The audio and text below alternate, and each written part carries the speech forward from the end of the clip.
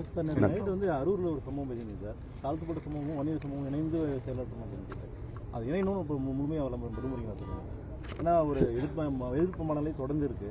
அதை பற்றி அதாவது தமிழ்நாட்டில் ரெண்டு பெரிய சமூகம், ஒன்று பட்டியலின மக்கள், அடுத்தது வன்னியர் சமுதாயம். நான் இது உள்ள ஜாதி அரசியலுக்குள்ள நான் போல, இது ஜாதி பிரச்சனையே கிடையாது. இந்த ரெண்டு சமூகங்களும் சேர்ந்ததுன்னா 40 விழுக்காடு மக்கள் தொகையில் தமிழ்நாட்டில் உள்ள மக்கள் தொகையில் இருக்கிறார்கள்.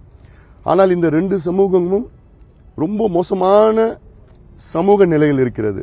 படிப்பு கிடையாது, வேலைவாய்ப்பு கிடையாது, மதுவுக்கு அடிமையாக இருக்கின்ற இந்த சமூகம் குடிசையில் வாழ்ந்து கொண்டு வேலைவாய்ப்பு இல்லை, வளர்ச்சி கிடையாது, விவசாயத்தை நம்பி விவசாய கூலியை நம்பி இருக்கின்ற சமூகங்கள்.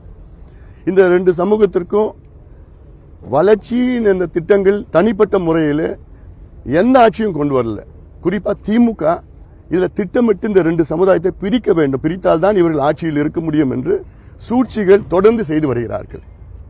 எங்களை பொறுத்த வரைக்கும் எங்கேயாவது ஒரு, ஏன்னா இந்த பிரச்சனைகள் ஏதோ திடீர்னு 30 ஆண்டு 40 ஆண்டு பிரச்சனைகள் கிடையாது. இது 200 300 400 ஆண்டுகளாக அங்க இருக்கின்ற பிரச்சனைகள், மற்ற சமூகங்களால் ஏற்படுத்த பிரச்சனைகள். ரெண்டு பேரும் ஒன்னா இருக்கக்கூடாது, பிரச்சனை இருக்கக்கூடாது இருக்கு. தொடர்ச்சியாக பாட்டாளி மக்கள் கட்சி அனைத்து சமூகங்களுக்காக கட்சி.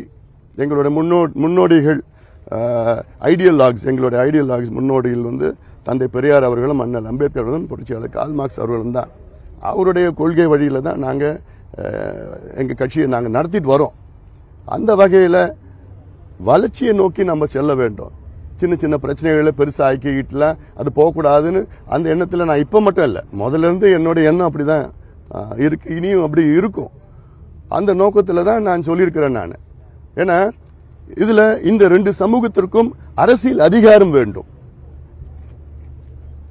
40 விழுக்காடு மக்கள் தொகை உள்ள இந்த இரண்டு சமூகங்களும் மற்றவர்களுக்கு கையேந்துகின்ற ஒரு சூழலில் இருக்கிறது. கையேந்துகின்றனா எங்களுக்கு இடஒதுக்கீடு கொடுங்க, எங்களுக்கு வீடு கட்டி கொடுங்க, எங்களுக்கு படிப்பு கொடுங்க, எங்களுக்கு வேலை கொடுங்க, இப்படின்னு கையேந்துகின்ற சூழலில் காலகாலமாக இருக்கிறது. அரசியல் அதிகாரம் வந்தால் நிச்சயமாக அவர்கள் வேகமாக, இந்த ரெண்டு சமூகங்களும் வேகமாக முன்னேறும். அந்த சூழல் வர வேண்டும். அந்த சூழல் வரக்கூடாது என்று குறிப்பாக திமுக சூழ்ச்சி செய்து இந்த ரெண்டு சமூகங்களுக்கும் இடையிலே சண்டையை மூட்டி விட்டு, இது இப்ப மட்டும் பார்க்கல, கலைஞர் காலத்திலே பார்த்துட்டோம், நம்ம மூட்டி விட்டு அரசியல்ல பிரிச்சு சூழ்ச்சி செய்து கொண்டு வருகிறார்கள். அதுதான் தவறு, அது வேண்டாம் என்று நான் தொடர்ந்து சொல்லி வருகின்றேன். நன்றி. Thank you sir.